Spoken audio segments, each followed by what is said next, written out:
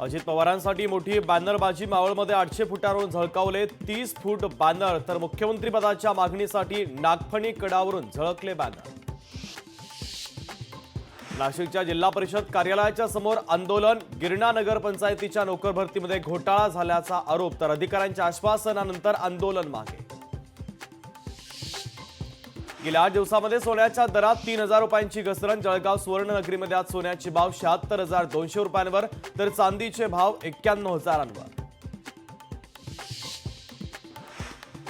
शिवशाहीचा प्रवास संपण्याची शक्यता, तांत्रिक दोषामुळे सेवा बंद करण्याचा प्रस्ताव, वाढत्या अपघातांच्या पार्श्वभूमीवर शिवशाही बस सेवा थांबवण्याचा निर्णय होण्याची शक्यता।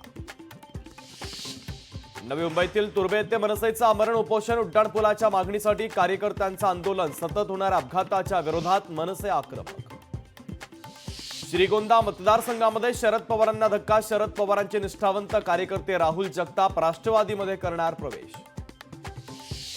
आमदार दत्तात्रय भरणे यांना मंत्रिमंडळामध्ये स्थान देण्याची मागणी, लोहार समाजाच्या वतीनं अजित पवारांना पत्राद्वारे मागणी, तर अजित पवारांची भेट घेत दिलं पत्र।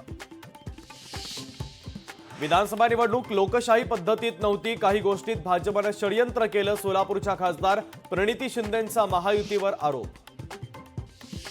ऊस दराच्या मागणीसाठी स्वाभिमानी आक्रमक, दर जाहीर न केल्यास ऊस वाहतूक बंद पाडू, स्वाभिमानी शेतकरी संघटनेचा इशारा।